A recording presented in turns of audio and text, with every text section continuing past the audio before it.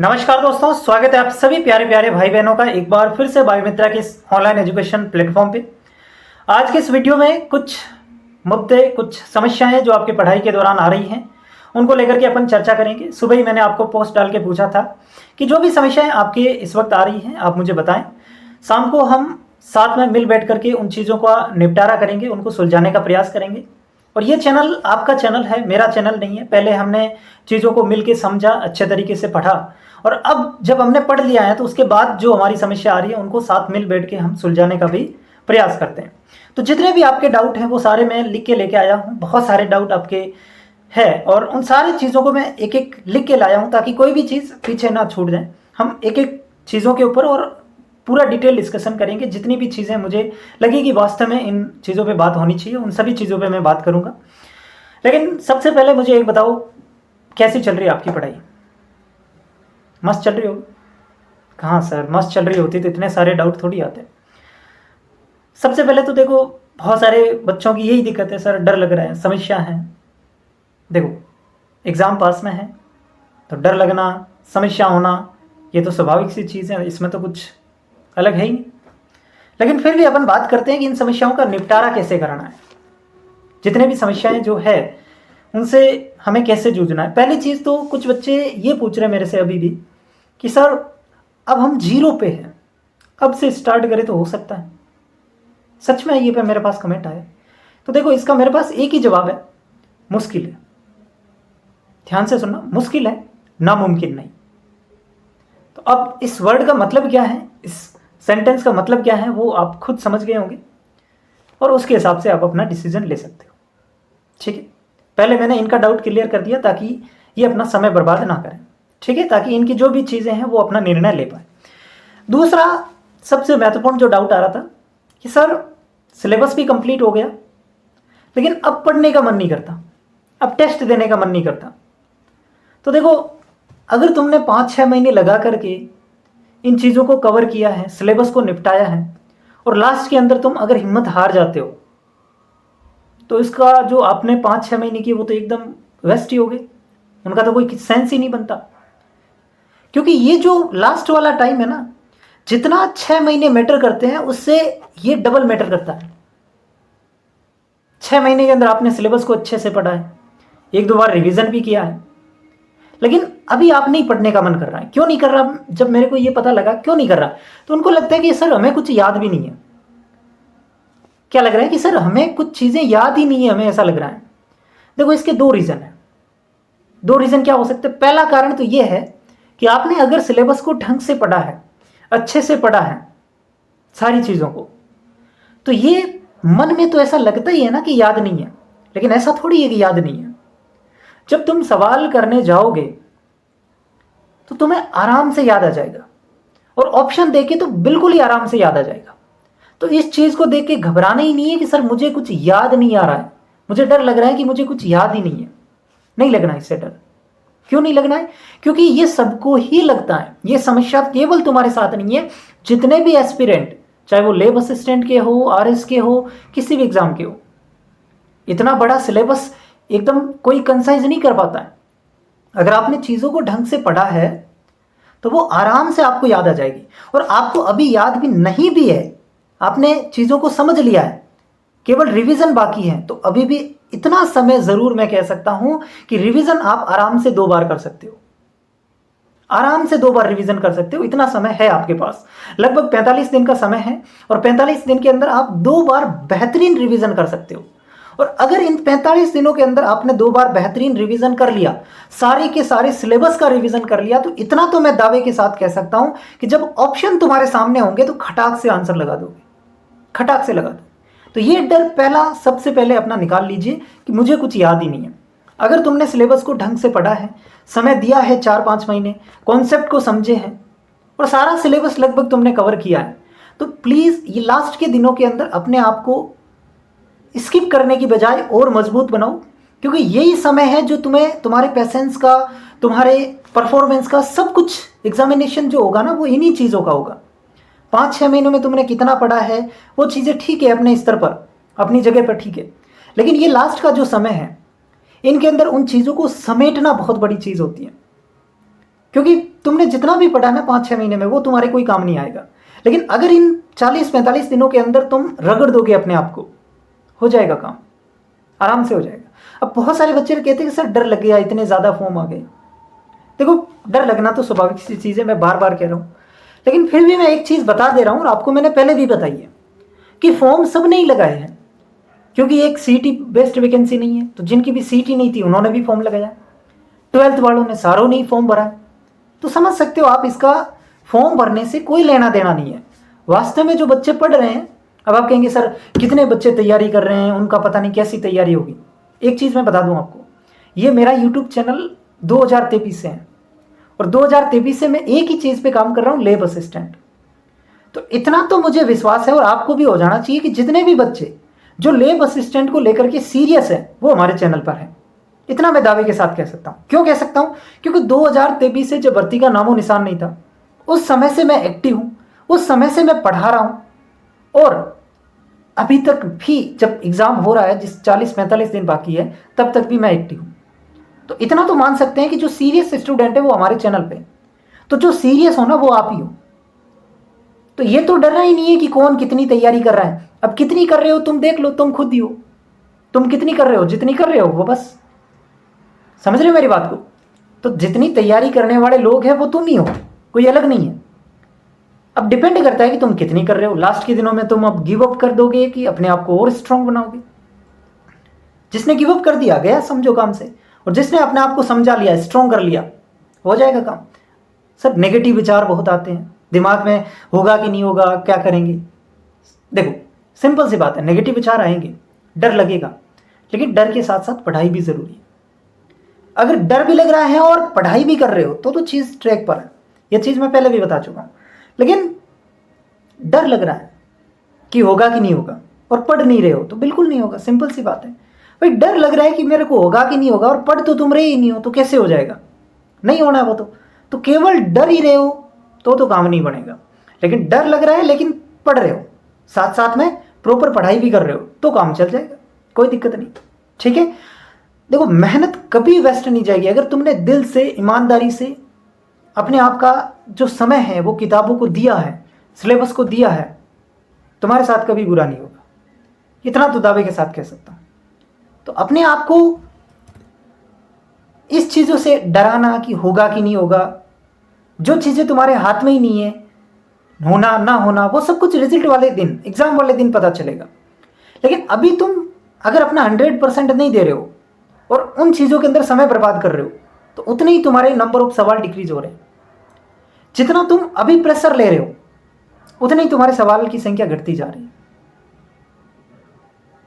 नहीं लेना है प्रेशर, चीज़ों को करते जाओ करते जाओ करते जाओ आराम से। माइंड के ऊपर जब भी ऐसे नेगेटिव विचार आ जाए, पढ़ने बैठ जाओ, तुरंत पढ़ने बैठ जाओ।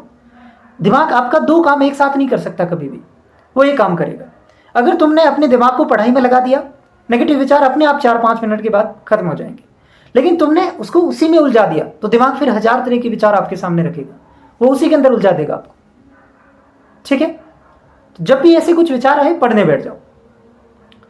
दूसरी चीज़ें कुछ, हाँ, लास्ट टाइम के अंदर कुछ बच्चों का ये डाउट है कि शॉर्ट नोट्स बनाए कि नहीं बनाए। देखो अगर आपने शॉर्ट नोट्स अभी तक बना लिए हैं तो वेल एंड गुड, बहुत बढ़िया बात है। नहीं बनाए हैं तो अब आपका जो भी रिवीजन आएगा, जो भी अब आपका नेक्स्ट रिवीजन होगा, उसके अंदर आपको शॉर्ट नोट्स बनाने हैं। किसके बनाने हैं? फिजिक्स और केमिस्ट्री के, है ना। कुछ बच्चों का ये डाउट था कि शॉर्ट नोट्स बनाए कि नहीं बनाए, और एक डाउट था कि सिलेबस इतना बड़ा है कैसे कवर करें। इन दोनों का जवाब मैं साथ में दे रहा हूँ। पहली चीज़, अगर आपने शॉर्ट नोट्स बना लिए ठीक है, नहीं बनाए हैं तो अब जो तुम्हारा रिवीजन होगा उस रिवीजन में जैसे ही तुम फिजिक्स पढ़ो, जैसे ही तुमने फिजिक्स का चैप्टर पढ़ लिया, कोई भी XYZ, इलेक्ट्रोस्टैटिक पढ़ लिया, इलेक्ट्रिक करंट पढ़ लिया, तो जैसे ही उस चैप्टर को पढ़ा उसके फॉर्मूले एक पेज पे छप जाने चाहिए। कितना टाइम लगेगा? 5 मिनट मुश्किल से। चैप्टर पढ़ने के बाद उसके सारे फॉर्मूले लिखने में आपको 5 मिनट लगेंगे। एक पेज के अंदर पूरा का पूरा उस चैप्टर में जितने फॉर्मूले, जितने इंपॉर्टेंट फैक्ट हैं, एक पेज के अंदर लिख दो, आराम से आ जाएंगे। फिजिक्स के अंदर एक पेज से ज़्यादा नहीं जाएगा शॉर्ट नोट्स में। वैसे ही केमिस्ट्री में करना है।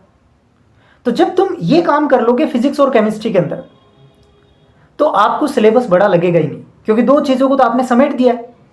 भाई एक पेज में अगर लिखोगे आप तो 10 पेज के अंदर केमिस्ट्री, 10 पेज में फिजिक्स हो जाएगी, और 10 पेज को आप आराम से एक दिन में पढ़ सकते हो। समझ गए? तो सिलेबस अपने आप छोटा हो जाएगा। दूसरी चीज़, बायोलॉजी राजस्थान जीके के भी शॉर्ट नोट्स बनाने हैं? बिल्कुल नहीं, ये गलती कतई नहीं करनी है। राजस्थान जीके, बायोलॉजी, इसमें कुछ भी इंपॉर्टेंट नहीं होता, इसमें सब कुछ ही इंपॉर्टेंट होता है, सब कुछ ही। ठीक है, तो उसमें ये गलती मत करना शॉर्ट नोट्स वाली। तो सर उसमें क्या करना है? उसमें क्या करना है, जैसे कि बायोलॉजी है, तो बायोलॉजी जब भी पढ़ोगे तो आपको लगेगा कि यार ये चीज़ मैं भूल जाऊंगा, ये चीज़ टफ है, ये चीज़ मैं बार बार पढ़ रहा हूँ लेकिन फिर भी मेरे को याद नहीं आ रही, उसको एक अलग से नोटबुक में लिखोगे।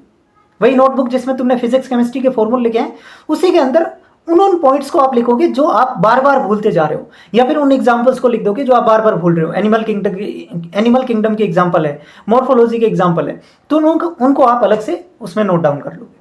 ठीक है ना? तो ये करना बायोलॉजी में, और फिजिक्स केमिस्ट्री पूरे लिख देंगे। अब अगर आप ऐसा कर लोगे तो आपका सिलेबस भी छोटा हो जाएगा, रिविजन में टाइम भी कम लगेगा, और सारी चीज़ें सेट हो जाएगी फिर तो। ठीक है, दूसरी चीज़ ये पूछी जा रही है कि सर अब सवाल ज़्यादा प्रैक्टिस करनी चाहिए या फिर रिवीजन ज़्यादा करना चाहिए? देखो, हर सब्जेक्ट की अपनी डिमांड होती है। अगर मैं बात करूँ फिजिक्स की, तो फिजिक्स के अंदर सवाल ज़्यादा प्रैक्टिस करने हैं, क्योंकि थ्योरी कितनी होगी? मुश्किल से थ्योरी के अंदर आपको आधा घंटा लगेगा अगर आपने उसके शॉर्ट नोट्स बना लिए, लेकिन सवाल करने में टाइम लगेगा। फिजिक्स में जब तक आप सवाल नहीं करोगे, आपसे सवाल ही नहीं होंगे। बहुत सारे बच्चों का डाउट भी था, सर न्यूमेरिकल नहीं हो रहे, एक ही कमी है, न्यूमेरिकल आपने सोल्व नहीं किए। हर चैप्टर के 150 से 200 सवाल लगाने हैं, हर चैप्टर के फिजिक्स के अंदर 150 से 200 सवाल लगाने हैं। केमिस्ट्री में हर चैप्टर के 100 से 150 सवाल लगाने हैं। बायो और राजस्थान जीके के अंदर कम लगाओगे तो भी चल जाएगा, उसमें रिवीजन ज़्यादा चाहिए। तो हर सब्जेक्ट की अपनी डिमांड है। फिजिक्स केमिस्ट्री की बात करोगे, रिवीजन कम करो, सवाल ज़्यादा लगाओ। बायो और राजस्थान जीके की बात करो, रिवीजन ज़्यादा करो, सवाल कम लगाओ। समझ रहे हैं? तो अपनी अपनी डिमांड के अनुसार काम करना पड़ेगा, जो भी चीज़ें हैं। ठीक है, दूसरी चीज़, कुछ बच्चे पूछ रहे हैं सर रिवीजन क्लासेस लगा दो। बहुत गंदी आदत है तुम्हारी, सच कह रहा हूँ। जब तुमने कंटेंट को समझ लिया, कॉन्सेप्ट को समझ लिया, फिर तुम्हें क्यों दूसरों की आवश्यकता पड़ रही है रिवीजन के लिए? है ना? इसके मैं दो मतलब निकाल सकता हूँ, या तो तुम्हें समझ में नहीं आया, या फिर तुम अपने दिमाग को कष्ट नहीं देना चाहते, खुद को कष्ट नहीं देना चाहते, सामने वाला सब कुछ करवा दे। बहुत गंदी आदत है, सच में बुरी तरीके से मारे जाओगे इसमें। चीजें समझ ली है तो खुद बैठ के पढ़ो। इसलिए तुम्हें यूट्यूब पर नहीं आ रहा था। मेरे को देखो, मैंने आपको पूरी बायोलॉजी 2 बार करवा दी, ऑर्गेनिक केमिस्ट्री करवा दी, साइकोलॉजी करवा ली, तो क्या मैं रिवीजन क्लासेस नहीं लगा सकता? आराम से लगवा सकता हूँ, लेकिन वो नहीं है तुम्हारे काम की चीजें। तुम्हें जब तक तुम खुद को कष्ट नहीं दोगे, तुम खुद को दुख नहीं दिखाओगे, नहीं होगा काम। मैं रिवीजन करवाऊंगा, वो मेरा और स्ट्रांग होगा, तुम्हारा नहीं होगा। तो खुद अच्छे से पढ़ो, आराम से पढ़ो। चीजें तुम्हें समझ ली है तो फिर दूसरों की आवश्यकता नहीं पड़नी चाहिए अभी। ठीक है, समझ गए होंगे आप। दूसरी कुछ चीजें अगर मैं बात करूं, हाँ, करंट और इंडिया वर्ल्ड जीके के लिए काफी बच्चे बात कर रहे थे, सर क्या करना है इसमें? देखो, इंडिया वर्ल्ड जीके में मैंने आपको बता दिया है, महत्वपूर्ण जितने भी टॉपिक है मैंने आपको बता दिया। अब कुछ कहेंगे सर इसमें से आ तो जाएंगे ना, तो पूरी लुसेंट पढ़ ले। भाई विश्वास ही नहीं है तो लुसेंट पढ़ ले पूरी की पूरी। एक तो तुमने पढ़ा भी कुछ भी नहीं है, पढ़ना भी तुम्हें इतना पूरा नहीं है, और जो तुम्हें बता रहे हैं उस पर भी विश्वास नहीं है, तो दोनों तो मेरे से नहीं हो सकता ना भाई। अगर विश्वास है तो उतने टॉपिक कर लो, विश्वास नहीं है पूरी लुसेंट पढ़ लो। समझे मेरी बात को? अब कुछ एक चैनल मैं आपको सजेस्ट कर दूं, जैसे कि एक तो मैंने बताया था आपको, क्रेजी जीके टिक्स नाम से चैनल है, तो उस पर भी काफ़ी सारे जो स्टैटिक जीके टाइप के वीडियोस होते हैं वो आप देख सकते हो। और दूसरा एक एजुटेरिया करके चैनल है ना, उस पर जो पुराने वीडियोज़ हैं उनको आप निकाल के देखना। और जैसे एक वीडियो देखा उसको लिख लिया, देखा उसको लिख लिया। कितना टाइम लगेगा? 20-25 मिनट का वीडियो होता है, तो डेली का अगर आप 1-1 घंटा भी दोगे तो आराम से कवर हो जाएगा। फिर करंट को लेकर के डाउट थे, करंट आपको लास्ट के 6 महीने का पढ़ना है, मैं कई बार बता चुका हूँ, डाउट होना ही नहीं चाहिए। इसमें ध्यान रखना, बजट और इको सर्वे भी आपको पढ़ना है। इको सर्वे आप थोड़ा बहुत मेन आंकड़े देख लेना, क्योंकि पूरा इको सर्वे नहीं पढ़ पाओगे, है ना। तो एक आध पेज के अंदर जो मेन डाटा है उनको लिख देना, क्योंकि इसमें उलझ नहीं मत इको सर्वे में। बजट आपको ढंग से पढ़ना है, 2-3 पेज का बजट होगा। इसके अंदर कितने होंगे? 100 इंपॉर्टेंट फैक्ट हो जाएंगे, तो वो आपको कर लेने हैं। बाकी लास्ट के 6 महीने का करंट आपको अच्छे से पढ़ना है, जितनी भी योजना है उनको प्रॉपर डिटेल से पढ़ना है, जितने भी जो भी चीज़ें आपकी हुई है उनको ढंग से पढ़ना है, ठीक है ना। जहाँ से भी पढ़ो, अब मैं ये नहीं कहूँगा कहाँ से पढ़ना है। हाँ, एक तरीका मैं ये कह सकता हूँ, बुक की बजाय आप खुद लिख के पढ़ोगे तो वो थोड़ा ज़्यादा बेहतरीन होगा। और करंट अफेयर्स एक ऐसा सब्जेक्ट है कि इसको आपको कम से कम 4-5 बार पढ़ना पड़ेगा, क्योंकि इसमें सारे इफेक्ट होते हैं, सारी चीज़ें अलग अलग होती हैं। जैसे बायोलॉजी के अंदर तो एक कंसेप्ट आपने पकड़ लिया तो फिर वो चलता जाएगा, लेकिन इसमें ऐसा नहीं है, इसमें सारे फैक्ट अलग है, तो वो कहीं ना कहीं दिमाग से निकल जाएगा जब तक आप 4-5 बार रिविजन नहीं करोगे। ठीक है ना। दूसरी चीज़ अगर मैं बात करूं तो बस हो गया, यही था, है ना, लगभग चीज़ें हो ही गई है। मैं सिंपल सी बात इतना सा कहना चाहता हूँ, लास्ट का जो टाइम है इसके अंदर आप जितना पेशेंस रखोगे और जितना अपने आप को स्ट्रोंग बनाओगे, नेगेटिव विचार मैं ये नहीं कहूँगा आएंगे नहीं, आएंगे ज़रूर, लेकिन उनसे जितना तुम बच पाओगे, जितना तुम अपने आप को कंट्रोल कर पाओगे और स्टडी पे जितना ज़्यादा फोकस कर पाओगे, उतने ज़्यादा फायदे में रहोगे। और ज़्यादा लोड आपको लेना भी क्यों है, पैनिक होना भी क्यों है, क्योंकि रिजल्ट क्या होगा क्या नहीं होगा ये सब कुछ डिसाइड नहीं है, सब कुछ आपके ऊपर है ही नहीं। आप अपना 100% देना। और यार लास्ट में तुम्हें ये रिग्रेट नहीं होना चाहिए कि मैंने अपना 100% नहीं दिया, ये रिग्रेट नहीं होना चाहिए। बाकी लगना ना लगना ये तो बाद की बात है, ये हमारे ऊपर है ही नहीं। हम अपना पूरा 100% नहीं दे तो उसके अंदर हमारी कमी जरूर हो जाएगी। ठीक है, बाकी सारी चीज़ें कवर हो ही गई है। ठीक है, पढ़ते रहो और मस्ती से पढ़ते रहो, दिमाग पे ज़्यादा लोड नहीं लेना। जितना ज़्यादा लोड लेके तुम 4 घंटे में लोड लेके जितना पढ़ोगे, अगर तुम फ्री माइंड से 1 घंटा पढ़ोगे उसके बराबर आ जाओगे। तो तुम टाइम भी वहाँ पे बैठ के निकाल रहे हो और उसका आउटपुट भी नहीं निकल रहा है, तो मतलब नहीं है ना। अब फ्री माइंड रहना मुश्किल है, लेकिन इसको कंट्रोल करना सीख गए तो फिर आसान हो जाएगा। समझ रहे मेरी बात को। तो चिल होके पढ़ो, जब भी दिमाग में नेगेटिव विचार आ जाए छोड़ दो उनको, कोई भी टॉपिक उठा के उसको ईमानदारी के साथ पढ़ना शुरू करो, अपने आप नेगेटिव विचार भाग जाएंगे, अपने आप भाग जाएंगे, क्योंकि तुम्हारा दिमाग किस पे फोकस हो जाएगा, सब्जेक्ट पे। और जैसे ही दिमाग एक चीज़ पे फोकस हो गया दूसरी चीज़ आनी नहीं है। ठीक है, तो बस मस्त रहिए, पढ़ते रहिए। बहुत बहुत धन्यवाद।